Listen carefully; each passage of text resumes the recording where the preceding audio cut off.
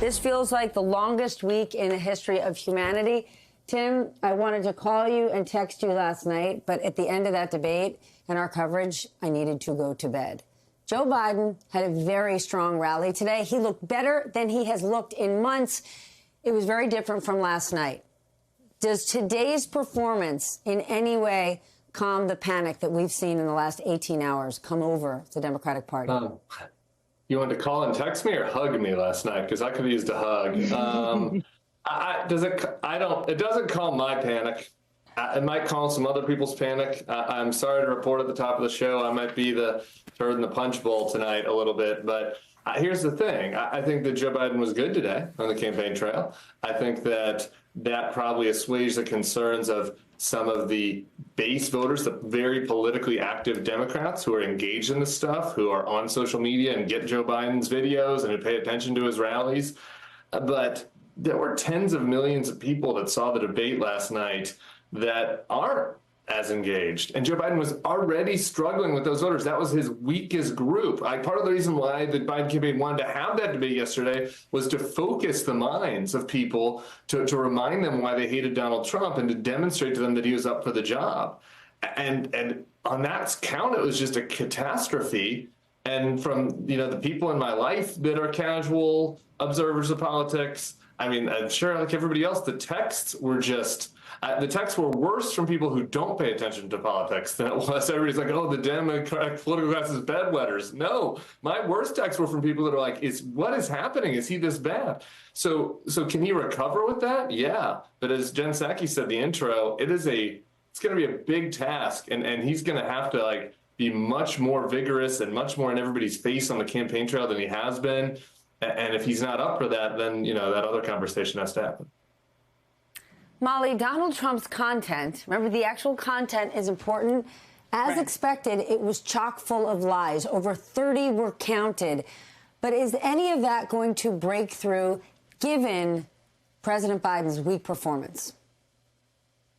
Well, it wasn't even lies. It was insane stuff. We had H2O. I mean, the winner of this debate was Donald Trump because somehow no one noticed some of the stuff he was saying. I mean, it was crazy stuff. And I actually thought, as much as there was definitely a lot of questioning, hand-wringing, anxiety, there was also, Donald Trump has this, he's so in this right-wing media bubble that he gives these little speeches that don't at all relate to the question. And because of the way this panel was set up, this debate was moderated, there really was an ability for him to just go into a right-wing talking point and not even really ever come out. I mean, it was just felt like malpractice. But malpractice on whose part? Donald Trump has been doing this from the moment he entered politics, and President Biden's team agreed to these terms. So for us to say, oh my gosh, it's malpractice, what was CNN doing? They were doing what they said they would do. And the onus was on President Biden to counter Donald Trump's lies. And for the most part, he didn't. He was tongue-tied. And, I don't know. I was watching it as someone who sometimes gets tongue-tied. I definitely thought, but, he has a stutter. And I did think this was not the Biden that any of us hoped to see last night. And I have seen him pull the rabbit out of the hat, and this was not that.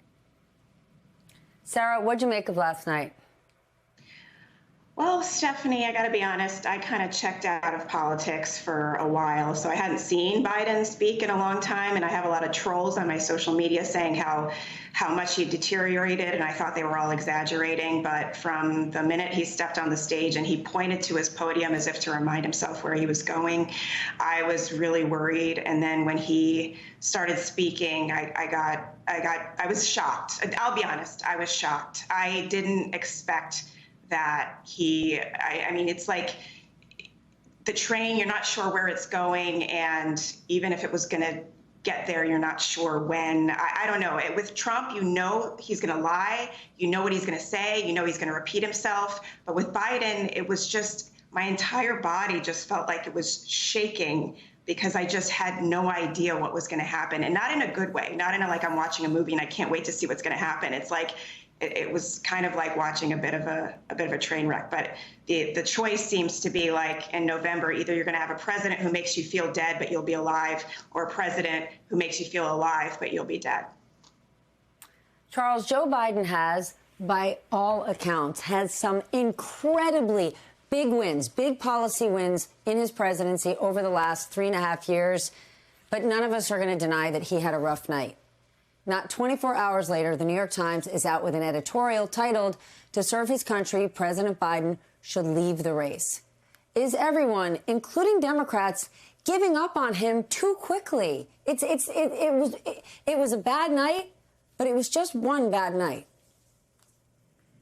Listen, Stephanie, I am someone who believes that you dance with the one who brought you. And at the end of the day, if this is the candidate that has brought the Democratic Party to this point as the president, then I think you have to have a little faith, because truthfully, how do you position someone else to replace him as a candidate and say, we believe in you, we're going to give you our all, if after one poor debate, you're ready to let this guy go? The thing about what Democrats have been saying all along is that Biden's strength, as you've noted, is his record and are his accomplishments. Well, if you really believe that, then you've got to allow him to continue to push that and be the messenger. You find other ways to get your message out, but what you don't do is abandon the person who you claim, who you've been selling and pushing as responsible for this incredible upturn in terms of America's economy and everything else that the Biden administration has said that it has done. So either you believe in your guy to be the one to push the agenda forward, to move Democrats where they need to be, to keep the country in a good space, or you let him go. But you can't have it both. You can't let him go and then all of a sudden try to convince the voting public that you're behind another guy who you still think is the proper choice over Donald Trump. What I also think this says, Stephanie, which is like weird to me, is for everything that Democrats have said, there is a fear that we saw not just with Joe Biden, but around Donald Trump, and the fact that he, in some weird way, is not going away, whether it's the indictments, whether it's the convictions, whether it's the impeachments, whether it's the investigations. He's the bad villain from a horror movie that will not die. And I think that there are people in the Democratic base, after watching the debate last night, who really feel a sense of fear about that he continues to remain a viable opponent to Joe Biden. So I think that it's a matter of confidence. You got to be confident in your guy, and you cannot dump him after one poor debate performance. All right, well, could today's freak out by the Democratic Party, could that be a sign that Democrats are actually the normal, healthy group, as opposed to what we've seen with Trump and the GOP, that no matter what he says, no matter what he does, he's their fearless leader and they get behind him no matter what? Tim? Well, absolutely. That's why I left the Republican Party. It's a crazy cult. Donald Trump is insane. I just adding on to what Molly said, substantively speaking, Donald Trump gave the worst debate performance in presidential history last night, talking about the porn star, defending rioters. He couldn't answer a question. Just the substance, not the figure skating judging, but the substance of what he said was the craziest and worst stuff that's ever been said on a presidential debate stage that last night. That said, Joe Biden couldn't counter it. The worst performance in history, Joe Biden didn't have any coherent counter to Donald Trump's points. And I just have to disagree with Charles. I'm sorry, it was not one bad night. People have been concerned about Joe Biden's age for months and months and months. People complain, the media talks about it too much, I try not to talk about it every time I'm on, but that doesn't mean I'm not concerned about it. Like, these concerns about Joe Biden's deterioration between how he presented in 2020 when he beat Donald Trump handily twice like a drum in 2 debates, and last night is dramatic. We can't pretend like it doesn't exist. And so I think those conversations about Joe Biden is a sign that the party's healthy. And I think it should not be waved away as like a one bad night thing. It isn't. It isn't a one bad night thing. That's not true. Molly, we are barely 8 weeks out from the Democratic convention. Is that enough time that if they wanted to change direction on candidates, they could even pull that off, technically? Yeah, I mean, this is a math problem here. And what it looks like is if Joe Biden decides he doesn't want to do this, which he has to be the driver here, he has to say it because otherwise the party will never go along with it. then he can endorse and we can go to a brokered convention. And that will look like delegates voting. Democrats don't have super delegates anymore. And I think that's a really important point. So we really could have a convention where you just have these delegates, or a couple hundred delegates. Everyone is ranked the same, weighted the same. They tend to be Biden supporters. So Biden may have put some of these people in. They may be loyal to him, which is really why you need Biden to be the driver here. And he probably, I mean, in my mind, how this might go is that he would endorse his vice president, then she would go to a brokered convention and the delegates would vote. And while this is not necessarily an ideal scenario, it has happened before. It will likely happen again. And ultimately, it is a decision being made by Democrats during a brokered convention. There's historical precedent. Sarah, we're putting our candidates in a position that it is all about performance. So do we realize that performing, that's actually Donald Trump's superpower? It's the one thing he's actually really good at. Yeah, I mean, on the one hand, I'm kind of excited that we're judging men on their tone for once. We usually just judge women on their tone.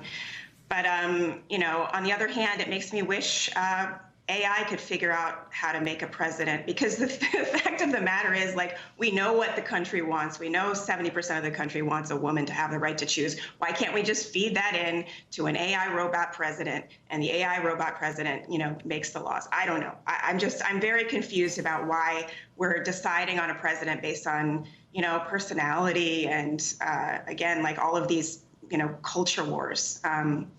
But maybe I just don't really understand politics. I mean, I understand it, but I don't like it. Hey there, MSNBC fans. I'm Luke Russert, and be sure to join me, Rachel Maddow, Jen Psaki, Lawrence O'Donnell, Steve Kornacki, Joy Reid, and many more September 7th in Brooklyn, MSNBC Live Democracy 2024. Click on the link for ticket information. We will see you there.